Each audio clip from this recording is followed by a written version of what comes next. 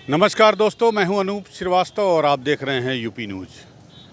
दोस्तों, आज बात करेंगे समाजवादी पार्टी की। समाजवादी पार्टी की बात इसलिए कि आज और कल यानी बुधवार और गुरुवार को समाजवादी पार्टी का राष्ट्रीय कार्यकारिणी और राज्य कार्यकारिणी की बैठक लखनऊ के रमाबाई अंबेडकर पार्क में हो रही है। आज रमाबाई अंबेडकर पार्क में राज्य कार्यकारिणी की बैठक संपन्न हो गई और इस बैठक की खास बात यह है कि इसमें नरेश उत्तम को एक बार फिर से प्रदेश अध्यक्ष समाजवादी पार्टी का बना लिया गया।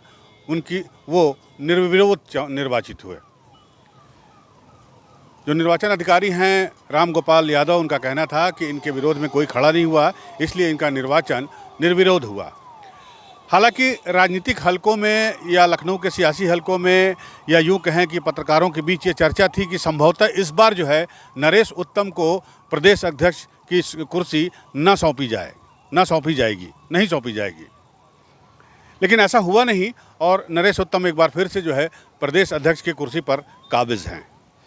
उसका पहला कारण तो ये है कि नरेश उत्तम जो है वो कुर्मी बिरादरी से हैं, फतेहपुर के हैं और विधान परिषद के सदस्य हैं इस वक्त समाजवादी पार्टी की तरफ से और बड़े ही पुराने नेता हैं। ये तो पहला कारण है। दूसरा कारण यह है कि नरेश उत्तम बहुत पुराने नेता हैं और वो उस समय से जुड़े हैं जब मुलायम सिंह यादव 1989 में मुख्यमंत्री बने थे और उन्होंने नरेश उत्तम को अपना डिप्टी मिनिस्टर बनाया था, उप मंत्री बनाया था। तो यही वजह है, लगता है कि अखिलेश यादव ने इस बात का रिस्क नहीं लिया कि वो नरेश उत्तम के अलावा किसी और नाम पर विचार करें या अपने परिवार के किसी सदस्य को जो है प्रदेश अध्यक्ष बनाए, जैसा कि पूर्व में शिवपाल यादव प्रदेश अध्यक्ष थे। और मैं आपको बता दूं कि शिवपाल यादव के हटने के बाद ही नरेश उत्तम जो है समाजवादी पार्टी के प्रदेश अध्यक्ष हुए थे। तो कुल मिलाकर अखिलेश यादव ने 2024 के लिए पिछड़ों पर दांव खेला है और अपने भाषण में भी अखिलेश यादव ने आज मन से यही कहा कि समाजवादी जो है वो सर्व समाज के लिए काम करती रहेगी, सर्व समाज की शिक्षा के लिए काम करेगी और साथ ही साथ पिछड़े, दलित और मुस्लिम को मुख्य धारा में लाने का काम करेगी।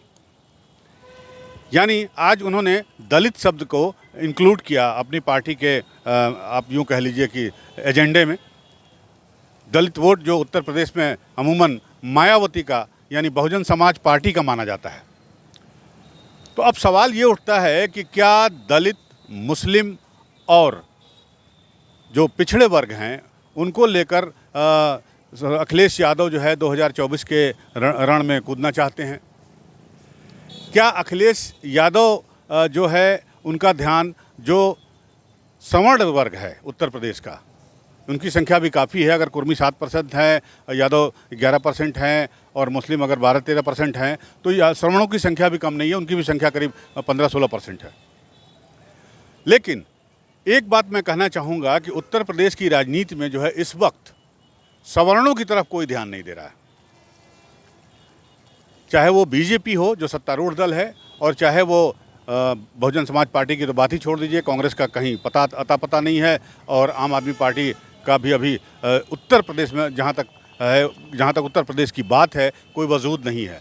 ले दे के फिलहाल अगर आमने सामने दो पार्टियां खड़ी हैं और जो दिखाई दे रही हैं 2024 के रण में एक दूसरे के सामने मुकाबले के लिए, तो वो है भारतीय जनता पार्टी और समाजवादी पार्टी। लेकिन ना तो भारतीय जनता पार्टी सवर्णों की बात कर रही है और ना ही समाजवादी पार्टी के अध्यक्ष, राष्ट्रीय अध्यक्ष अखिलेश यादव ने इस बात को आज अपने मन से कहा। एक बात मैं और बता दूं कि कल जो राष्ट्रीय कार्यकारिणी का बैठक होगी उसमें जो है राष्ट्रीय अध्यक्ष चुना जाएगा, जिसमें पूरी उम्मीद है कि अखिलेश यादव जी है वो अध्यक्ष बनेंगे। 3 चुनाव पिछले हार चुके हैं अखिलेश यादव समाजवादी पार्टी, 17, 19 और 22। हालांकि 22 में इनका दावा है कि हमने इतनी सीटें जीती हैं, 111 सीटें जीती हैं समाजवादी पार्टी ने और इनका वोट परसेंटेज भी बढ़ा है, तकरीबन 33% हुआ है। लेकिन 33% को 41% या 42% करने के लिए समाजवादी पार्टी को 2 बातों का ध्यान रखना होगा। पहली बात कि वो अपनी छवि जो MY की छवि है, मुस्लिम और यादव की छवि है, उससे उसको ऊपर रखना होगा, उसे सबको साथ में लेके चलना होगा और इसमें मुख्य भूमिका होगी पिछड़ों की और साथ ही साथ सवर्णों की भी। लोगों का ये कहना है कि MY फार्मूला जो है उसको अखिलेश यादव को GYM और डी। डी यानी दलित, जी यानी जनरल, वाई मतलब यादव और एम यानी मुसलमान। इन चारों पर ही फोकस करना होगा, जिसमें जो डी वर्ग है यानी जो दलित वर्ग है, जो दलित वोट है उत्तर प्रदेश में, वो तकरीबन काफ़ी 20% के आसपास, 21% के आसपास है। वो तो मुझे नहीं लगता कि वो मायावती का साथ छोड़ के या जो तबका भारतीय जनता पार्टी में चला गया है उसको छोड़ के इनके साथ आएगा, अखिलेश यादव के साथ। इसलिए मुझे लगता है, मेरा व्यक्तिगत तौर पर यह मानना है कि अखिलेश यादव को सवर्णों को अपने साथ लेकर चलने की नीति भी अपनानी चाहिए और अपने एजेंडे में सवर्णों को भी शामिल करना चाहिए। क्योंकि अगर हम कैबिनेट की बात करें, अगर भारतीय जनता पार्टी की सरकार जो इस समय उत्तर प्रदेश में चल रही है, आप अगर उसकी बात करें योगी मंत्रिमंडल की, तो उसमें सवर्णों की संख्या काफ़ी कम है। एक समय था जब पंडित वर्ग जो था यानी ब्राह्मण वर्ग जो था, ब्राह्मण लॉबी से कम आधा दर्जन, 5 से ऊपर मंत्री हुआ करते थे, ठाकुर से मंत्री हुआ करते थे और सवर्ण जाति के लोग जो है मंत्री हुआ करते थे। लेकिन इस बार उनका जो प्रतिनिधित्व है मंत्रिमंडल में वो बहुत कम है। इस बात को लेकर जो है ब्राह्मण वर्ग जो है पिछली रिजीम से ही, जो योगी फर्स्ट रिजीम था, उस वक्त से ही ये माना जा रहा था कि ब्राह्मण वर्ग जो है वो जो नाराज़ है भारतीय जनता पार्टी से और इसीलिए उसको मनाने की कोशिश की गई। ब्रजेश पाठक के पहले जो है जितिन प्रसाद को शामिल किया गया, ब्रजेश पाठक को डिप्टी सीएम बनाया गया। लेकिन पिछले 3 बार से अगर भारतीय जनता पार्टी की बात देखें तो पिछले वर्ग का नेता ही उनका प्रदेश अध्यक्ष हो रहा है। अखिलेश यादव को इस बात का ध्यान रखना चाहिए कि सवर्ण का जो तबका या मिडिल क्लास का तबका है, जो कहीं ना कहीं अगर अखिलेश यादव को लगता है कि भारतीय जनता पार्टी की सरकार से नाराज़ है या दुखी है या महंगाई से दुखी है, बेरोजगारी से दुखी है, तो उन्हें अपने साथ जोड़ने का इनको प्रयास करना चाहिए। जिम यानी जनरल, यादव और मुस्लिम, इस पे फोकस करना चाहिए, ना कि MY माई पे।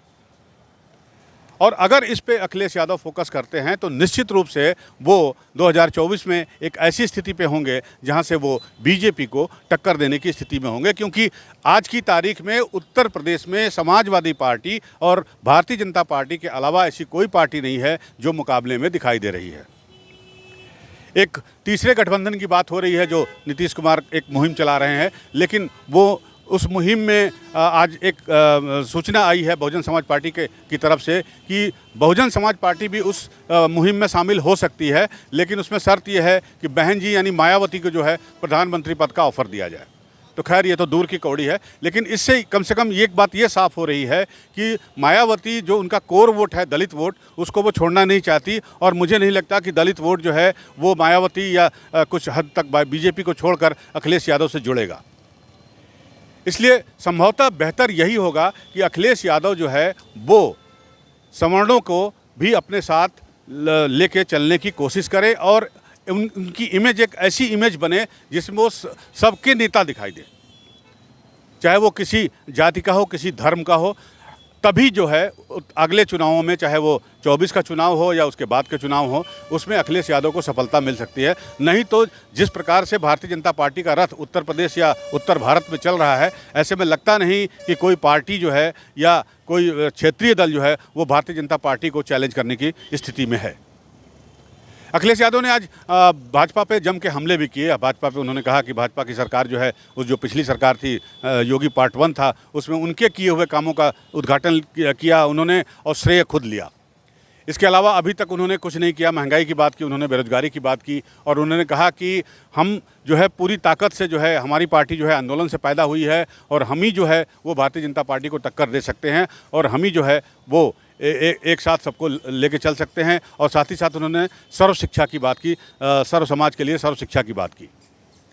बहरहाल देखना काफ़ी दिलचस्प होगा, क्योंकि 24 के चुनाव धीरे धीरे नज़दीक आते जा रहे हैं। भारतीय जनता पार्टी इनके जवाब में क्या एक्शन लेती है, क्या रिएक्शन करती है, ये देखने वाली बात होगी। अखिलेश यादव को ये समझ में आता है कि नहीं आता है कि दलित के अलावा सवर्णों को भी अपने साथ लेके चलने की बात करनी चाहिए। क्या एक बार फिर भारतीय जनता पार्टी ऐसी कोई कोशिश करेगी जिससे सवर्ण का झुकाव जो है वो भारतीय जनता पार्टी की तरफ हो, जैसा कि माना जाता है कि सवर्ण जो है वो भारतीय जनता पार्टी के वोट बैंक हैं? क्या अखिलेश यादव को भारतीय जनता पार्टी के इस वोट बैंक पर जो है कब्जा करने की कोशिश नहीं करनी चाहिए? जिस प्रकार आज उन्होंने कहा कि दलितों के विकास की बात करके उन्होंने मायावती के वोट बैंक पर कब्जा करने की बात कही। बहरहाल सब कुछ भविष्य के गर्भ में है। अब देखना होगा कि अखिलेश यादव जो है अपने पत्ते किस तरह से खोलते हैं। क्या वो सर्व समाज के नेता बनने की कोशिश करते हैं या पर्टिकुलर MY और टू सम एक्सटेंट पिछड़ों के ही नेता बन के रह जाएंगे, ये देखने वाली बात होगी। और ये वक्त बताएगा कि वो राजनीतिक बिसात पर किस तरह के अपने मोहरे चलते हैं। आज बस इतना ही। आप देखते रहिए UP न्यूज़। इसे लाइक करिए, सब्सक्राइब करिए। कैमरामैन अमन वर्मा के साथ अनूप श्रीवास्तव।